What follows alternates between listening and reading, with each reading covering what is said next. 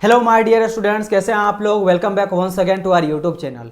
सो guys, आज हम लोग बात करने वाले हैं डीडीए जे के एग्जाम डेट के बारे में।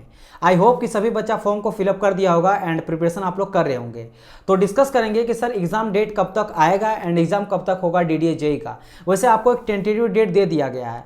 बच्चे को दो तरह का कन्फ्यूजन है। कुछ बच्चे ऐसे हैं जिनको ये मानना है कि सर क्या टेंटेटिव डेट से पहले भी एग्जाम हो जाएगा, तो मैं ये क्लियर करूंगा कि होगा या नहीं होगा। एंड सेकंड चीज, अगर सर टेंटेटिव डेट से बाद डिले भी हो सकता है क्या एग्जाम, अगर होगा तो कितना डेट होगा। तो मैं कुछ चीज़ों को रिसोर्सेज से पता कर रहा हूँ कि कितना डेट अगर भाग सकता है आगे तो कितना जाएगा और इस टाइम को आप कैसे यूटिलाइज कीजिएगा। तो अभी आपका जुलाई चल रहा है, तो जुलाई अगस्त सितंबर आपके पास 2.5 से 3 मंथ है। तो इस 3 मंथ को आप कैसे यूटिलाइज कीजिएगा सही डायरेक्शन में, कैसे आप पढ़िएगा, कैसे यूटिलाइज कीजिएगा। कुछ सब्जेक्ट आपका स्ट्रॉन्ग है, कुछ वीक है, कैसे दोनों को मेंटेन करके चलिएगा, क्या सही डायरेक्शन पे आपको पढ़ना है, सही चीज़ बुक लगाना है, सब मैं आप लोगों को बताऊंगा ताकि आप सही टाइम पे सही चीज़ें पढ़ के स्मार्ट तरीके से पढ़ के एक सीट को आप पक्का करो। चलिए डिस्कस करते हैं। तो सबसे पहले मैं आप लोग को ये बता देता हूँ, कुछ बच्चों को ये क्यों कन्फ्यूजन है कि डेट जो है वो पहले आएगा। देखो डियर, सबसे पहले मैं क्लियर कर देता हूँ कि डेट तो पहले बिल्कुल नहीं होगा, मतलब टेंटेटिव डेट से पहले एग्जाम नहीं होगा। अच्छा, टेंटेटिव डेट कितना रखा गया है, तो सितंबर कहा गया है। 1 सितंबर से लेकर 30 सितंबर के बीच में टेंटेटिव डेट जो आपका शॉर्ट नोटिफिकेशन आया था डीडीजे का एंड जो फाइनल नोटिफिकेशन आया था, दोनों में ये मेंशन किया गया है कि आपका जो एग्जाम है उसका टेंटेटिव डेट 1 सितंबर से 30 सितंबर के बीच में रखा गया है, यानी किसके बीच में होगा। तो इससे पहले एग्जाम नहीं होगा, ये आपको क्लियर आइडिया समझ लो कि इससे पहले बिल्कुल भी एग्जाम नहीं होगा, इसी बीच में होगा या फिर इसके बाद होगा। अच्छा, कुछ बच्चा का मानना है कि सर बढ़ सकता है एग्जाम, काफ़ी डिले होगा, 6 मंथ भी लग सकता है, 1 साल भी लग सकता है। ऐसा क्यों बच्चा बोल रहा है, मैं आपको बताता हूँ। क्योंकि इससे पहले जो नोटिफिकेशन आया था ना 2016 में आया था एंड उसका जो फाइनल एग्जाम ये नोटिफिकेशन आया था एंड जो रिजल्ट आया था 2018 में आया था, तो 2 साल टाइम लगा लिया था। तो यही चीज़ को लेकर सब बच्चा बोल रहा सर जब इतना 2 साल लगा था पिछला बार तो इस बार भी लेगा। गाइज एक चीज़ बताओ, पिछला बार जो नोटिफिकेशन आया था 2016 में एंड अभी जो आया 2022 में, आप लोग एक चीज़ देखे होंगे, शॉर्ट नोटिफिकेशन का बात करें या फिर फाइनल नोटिफिकेशन का, दोनों में मेंशन कर दिया गया था इंटेंटेड डेट पहले ही। तो इस बार आपको एग्जाम डेट पहले मेंशन कर दिया गया है, तो इट मीन्स इसका मतलब क्या है कि कहीं ना कहीं वो ये बताना चाह रहे हैं कि हम लोग इस बार डिले नहीं करेंगे एग्जाम डेट में, इसीलिए ये चीज़ मेंशन कर दिया गया है। तो इतना आप मत समझिए कि 1 साल बाद, 6 महीना बाद या फिर आपका 2 साल बाद एग्जाम होगा तब रिजल्ट आएगा। नो डियर, जल्दी होगा तब अलग बात था, अलग कुछ कंडीशन था एंड नंबर ऑफ फैक्टर था, दैट इज वाई ये डिले हुआ था। बट दिस टाइम ऐसा कुछ भी नहीं होगा, ठीक है। अगर ऐसा कुछ बुरा ना हो, अलग बात है कि मे बी गॉड नोज क्या हो जाए, बट अभी तक जैसा सब कुछ सही चल रहा है तो सही टाइम पे आपका एग्जाम होगा।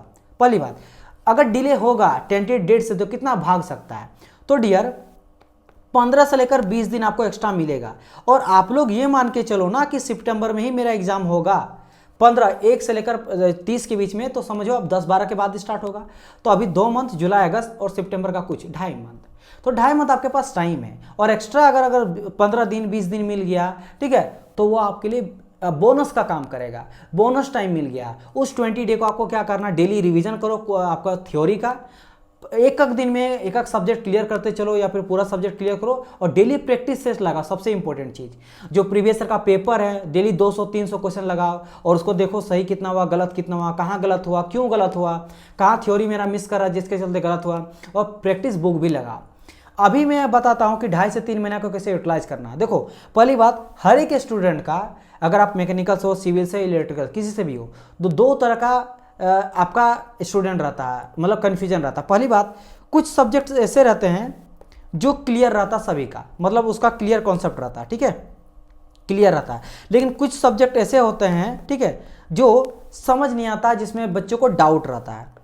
तो आपको क्या करना है, ये हमेशा क्या रहता है ना, ये 100 में से 50% ऐसे सब्जेक्ट रहता है जिसमें कन्फ्यूजन है, और 50% ये सभी बच्चा आप खुद ही समझो। आप अगर आप मैकेनिकल से, फिर इलेक्ट्रिकल या फिर आपका सिविल से है, आप अगर पूछेंगे कि सर बताइए आपका कौन कौन सा फेवरेट आपका सब्जेक्ट है, मैं आप अगर पूछूं बताइए आप बोलोगे सर ये कुछ सब्जेक्ट है जो मुझे काफ़ी अच्छा लगता है, क्वेश्चन समझ में आता है, सब कुछ समझ में आता है, क्वेश्चन भी लग जाता है, थ्योरी भी समझ आता है और याद भी है मुझे। कुछ सब्जेक्ट ऐसा सबको होता है जो थोड़ा कॉम्प्लिकेटेड रखता है, क्वेश्चन बनता नहीं है। तो पहले आप ये देखो, प्रीवियस ईयर का पैटर्न क्वेश्चन जब आप लगाओगे तो आपको पता चलेगा कि कौन कौन सा सब्जेक्ट से मैक्सिमम नंबर ऑफ क्वेश्चन पूछा गया है। अगर आपको नहीं होगा तो मुझे बताइएगा, मैं सब्जेक्ट वाइज सब्जेक्ट बता दूंगा कि सबसे ज़्यादा वेटेज, जैसे मैकेनिकल में 12-13 सब्जेक्ट है, तो कुछ 4-5 ऐसे सब्जेक्ट हैं जहाँ से सबसे मैक्सिमम नंबर ऑफ क्वेश्चन पूछा जाता है।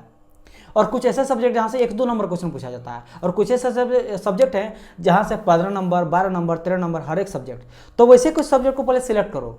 कुछ 4-5 ऐसे होंगे जहाँ से मैक्सिमम नंबर क्वेश्चन पूछा जाएगा। 4-5 सब्जेक्ट से ही आपको 60-70 नंबर क्वेश्चन पूछ लेगा, 4-5 से ही। तो आपको उन सब्जेक्ट को देखो कि क्या उस सब्जेक्ट आपका स्ट्रॉन्ग है या नहीं है। अगर नहीं है तो डियर उसमें आप मेहनत करो। कैसे मेहनत करो? आप डेली थ्योरी को, कॉन्सेप्ट को क्लियर करो, और क्लियर करने के साथ साथ उसका आप शॉर्ट रिवीजन करो। शॉर्ट रिवीजन के बाद आपका शॉर्ट नोट्स एक बनाओ। 3-4 पेज में पूरा का पूरा सब्जेक्ट का सारा फॉर्मूला, थ्योरी आ जाना चाहिए एक लाइन में। और उस शॉर्ट नोट्स को डेली आप रिवीजन करो अभी से। एंड उसके बाद आपको लगाना है एमसीक्यू प्रैक्टिस लगाना with previous year solution along. आपको प्रीवियस ईयर क्वेश्चन भी लगाना है, डीडीए जेई का, एंड इसके साथ साथ एसएससी का, आरआरबी का प्रैक्टिस बुक ले लो। जैसे आपका मैकेनिकल का बात करेंगे, गुप्ता एंड गुप्ता है, आरएस खुरमी है, जेन है। अदर ब्रांच के लिए मैं बता रहा हूँ यूथ पब्लिकेशन का आता है, जिसमें सारे प्रीवियस ईयर का क्वेश्चन दिया रहता है हर एक एग्जाम का, एसएससी का, एसएससी जेई का, आरआरबी का, इसरो का, डीआरडीओ का, स्टेट लेवल एजे का, पीएसयू का, मैकेनिकल रहे, सिविल का, इलेक्ट्रिक, सबका बुक आता है यूथ पब्लिकेशन का। उस बुक को आप ले लो, वहाँ से प्रैक्टिस करो। एंड प्रीवियस ईयर तो लगाना ही लगाना है। एंड पहले जो मैंने कहा, जो सब्जेक्ट वीक है उसको आप कॉन्सेप्ट पहले पढ़ो और देन शॉर्ट नोट्स बनाओ। एंड जिसका क्लियर है, जो आपका क्लियर है, उसका बस आपको रिवीजन करना है। क्या करना है? रिवीजन करना है। और जो आपको प्रैक्टिस लगाइएगा ना, जैसे डेली आप सुबह 100 क्वेश्चन लगा रहे हो, शाम को 100 क्वेश्चन लगा रहे हो, अलग अलग सब्जेक्ट का, अभी से मैं बात कर रहा हूँ। तो आपको सिर्फ 100 क्वेश्चन लगाना, फिर देखना कितना सही हुआ, कितना गलत हुआ। जो गलत हुआ क्यों हुआ, जहाँ गलत हुआ क्या हुआ, आपको कॉन्सेप्ट क्लियर नहीं है तो उस कॉन्सेप्ट को फिर से पढ़िए या नोट डाउन करिए कॉपी में कि हाँ ये कॉन्सेप्ट मेरा दिक्कत हो रहा है। सेकंड टाइम अगले दिन फिर से 100 क्वेश्चन लगाइएगा अलग सब्जेक्ट का। इस तरह चलते रहेगा। जब कोई भी प्रैक्टिस बुक मिलेगी ना, हर एक सब्जेक्ट का 400 से 500 क्वेश्चन रहता है। तो अगर डेली 100 लगाते हो तो 4-5 दिन के बाद एक सब्जेक्ट क्लियर हो जाता है। तो विदिन 20 डे के अंदर आपका पूरा पूरा मैकेनिकल इंजीनियरिंग या सिविल या इलेक्ट्रिकल रिवीजन हो जाएगा प्रैक्टिस करके। तो 20 डे के बाद फिर से जो प्रैक्टिस करोगे ना, तो आप देखोगे कि इंप्रूवमेंट आपका हो रहा कि नहीं। पिछला बार जैसे 100 क्वेश्चन में 80 नंबर लाया था, इस बार देखो क्या उससे इंप्रूवमेंट हुआ है, 80 से 90 आया है, या फिर से मुझे क्वेश्चन फंस रहा है। फिर नोट्स को आप चेक करो। तो इस तरह का आपको अभी से फोकस करना है। मैंने क्या कहा, सिंपल स्टेज, जो अच्छी तरह से पता है आपको सब्जेक्ट जो आता है उसका रिवीजन करो, और रिवीजन के बाद एमसीक्यू प्रैक्टिस और रिवीजन, एमसीक्यू प्रैक्टिस और प्रीवियस ईयर का क्वेश्चन सॉल्यूशन। बात है कि दो ही चीज, प्रैक्टिस करना है, रिवीजन करना है जो आपको आता है। जो नहीं आता उसको आप कॉन्सेप्ट पहले क्लियर करो, उसका शॉर्ट नोट बनाओ और प्रैक्टिस करो। ये चीज आपको फॉलो करना है। और डेली अभी से क्वेश्चन लगाना 100 सुबह 100 शाम, दोनों अलग अलग सब्जेक्ट का, एक सब्जेक्ट का सुबह एक सब्जेक्ट का शाम। और उसको आपको एवेल्यूट भी करना है कि 100 क्वेश्चन में कितना सही हुआ, गलत हुआ, क्यों हुआ, कॉन्सेप्ट कहाँ मिस हो रहा है, क्या मैं रट के मार रहा हूँ या फिर मुझे सच में कॉन्सेप्ट पता है। रट के बिल्कुल नहीं मारना, समझ समझ के मारना है। ठीक है, ये सभी चीज़ों का अगर आप करोगे तो सही यूटिलाइज करोगे टाइम का, और आपको रिजल्ट भी देखेगा काफ़ी अच्छा देखने को मिलेगा। ये मैंने बता ही दिया आप लोग को कि देखो यहाँ पे टेंटेटिव डेट जो है वो पहले कर दिया गया, 1 सितंबर से लेकर 30 सितंबर के बीच में आपका एग्जाम हो सकता है। डिले अगर होगा तो कुछ आपको टाइम मिलेगा, पहले बिल्कुल एग्जाम होने वाला नहीं है। चलिए, तो ये छोटा सा वीडियो था जिसके बारे में मैंने आप लोगों को बताया। अगर वीडियो अच्छा लगा तो लाइक कर दीजिएगा, अगर कोई डाउट रहे तो मुझे कमेंट कीजिएगा, मैं इसको रिप्लाई करूंगा। अगर फर्स्ट टाइम विजिट किया हमारे चैनल में तो वीडियो अपडेट्स के लिए, चाहे वो गवर्नमेंट जॉब अपडेट रहे या फिर आपका इसी तरह का कोई भी एग्जाम का गाइडेंस सीरीज रहे, हर वो टेक्निकल, चाहे मैकेनिकल रहे, सिविल रहे, इलेक्ट्रिकल रहे, सभी का मैं गाइडेंस सीरीज रहा हूँ। प्रॉपर गाइडेंस सीरीज हर वो चीज़ मैं बता रहा हूँ, चाहे सिलेबस रहे, उसका नोटिफिकेशन रहे, एग्जाम का पैटर्न रहे, या फिर आपका सैलरी कितना मिलता है, प्रमोशन कैसे होता है, वर्क कल्चर कैसे होता है, कटअप कितना जाता है, सब चीज़ मैं बताता हूँ कोई भी एग्जाम का। तो उसके लिए चैनल को सब्सक्राइब कर लेना है, बेल आइकन को प्रेस कर लेना ताकि कोई भी अपडेट आपसे छूटे ना। मिलते हैं हम लोग नेक्स्ट पार्ट में, तब तक के लिए goodbye and god bless you all.